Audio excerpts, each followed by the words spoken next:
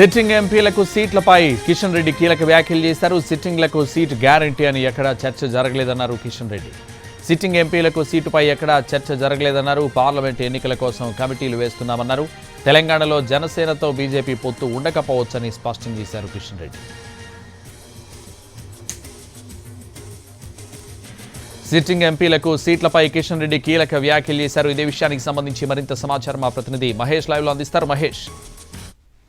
సంతోష్, కొద్దిసేపటి క్రితం బీజేపీ రాష్ట్ర అధ్యక్షులు కిషన్ రెడ్డి మీడియాతో చిట్ చాట్ చేశారు. దీంట్లో పలు అంశాలపైన పార్టీ విధానం కావచ్చు, పార్టీ ఏమనుకుంటుంది కావచ్చు, ఈ అంశాలని ఆయన ప్రస్తావించడం జరిగింది. ఇదైతే త్వరలో జరగబోయేటువంటి పార్లమెంట్ ఎన్నికలు ఉన్నాయో ఈ ఎన్నికల్లో ప్రస్తుతం ఎవరైతే సిట్టింగ్ ఎంపీలు ఉన్నారో వాళ్ళందరికీ సీటు గ్యారంటీ అని చెప్పలేమన్నటువంటి విషయాన్ని ఆయన చెప్పారు. ఏదైతే ఇప్పుడున్నటువంటి ఎంపీలు నలుగురికి 4 సీట్లు గ్యారంటీ అని చెప్పేసి చెప్పలేము. ఒకవేళ వాళ్ళకే మళ్ళీ టికెట్ రావచ్చు అనేటువంటి అభిప్రాయాన్ని ఆయన వ్యక్తం చేయడం జరిగింది. అయితే పార్లమెంటు ఎవరు పోటీ చేస్తున్నారు, ఎక్కడి నుంచి ఎవరు బరిలో నిలుచున్నారు అనే దానిపైన ఇప్పటివరకు ఎలాంటి చర్చ జరగలేదు పార్టీలో అనేటువంటి విషయాన్ని ఆయన చెప్పడం జరిగింది. ఇంకొకటి, ఏదైతే ఎంపీల అభ్యర్థుల ఎంపిక విషయం రాష్ట్ర పార్టీ చేతిలో ఉండదు. అసెంబ్లీ అభ్యర్థుల ఎంపిక అయితే రాష్ట్ర పార్టీ కీలకంగా వ్యవహరిస్తుంది. కానీ ఎంపీ అభ్యర్థుల విషయంలో కేంద్ర పార్టీ పార్లమెంటరీ బోర్డే కీలకంగా ఉంటుంది.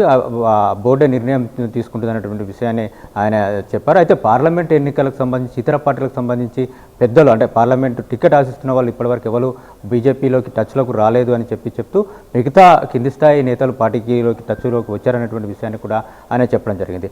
ఇక జనసేనతో అసెంబ్లీ ఎన్నికల్లో పొత్తుతో ముందుకెళ్ళినటువంటి బీజేపీ పార్లమెంటు ఎన్నికల్లో జనసేన ఎన్డీఏల భాగస్వామ్య పక్షం అయినప్పటికీ కూడా ఇక్కడ కలిసి పోటీ చేసేటువంటి అవకాశం లేదు. వాళ్ళు మద్దతు ఇవ్వచ్చు. 17 స్థానాలకు బీజేపీ పోటీ చేసేందుకు సిద్ధంగా ఉంది. 17 స్థానాలకు సంబంధించినటువంటి పోటీ చేసేందుకు కొరకే ఏర్పాట్లు చేసుకుంటున్నామన్నటువంటి విషయాన్ని ఆయన చెప్పినటువంటి నేపథ్యం. ప్రస్తుతమైతే జనసేన ఎన్డీఏల భాగస్వామ్యం అయినప్పటికీ తెలంగాణలో మాత్రం 17 సీట్లు తామే పోటీ చేస్తామన్నటువంటి క్లారిటీ కిషన్ రెడ్డి ఇచ్చినటువంటి నేపథ్యం. అయితే పార్లమెంట్ ఎన్నికలకు సంబంధించి ఈ నెల 7-8 తేదీల్లో కీలకమైనటువంటి సమావేశాలు హైదరాబాద్లో ఉంటున్నాయని చెప్పారు. దీనికి కేంద్ర పార్టీ నేతలు కూడా హాజరు కాబోతున్నారు. పార్లమెంట్కి సంబంధించినటువంటి వివిధ ఎన్నికలకు సంబంధించి వివిధ కమిటీలను కూడా వేయడం జరుగుతుంది.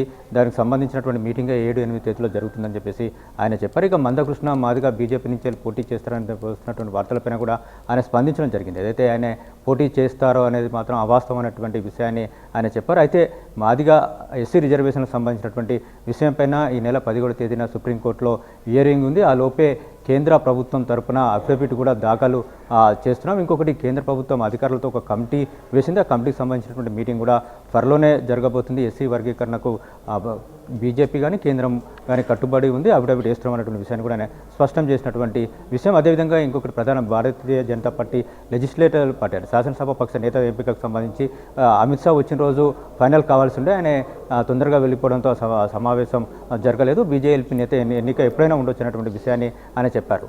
సంతోష్. Right, thank you.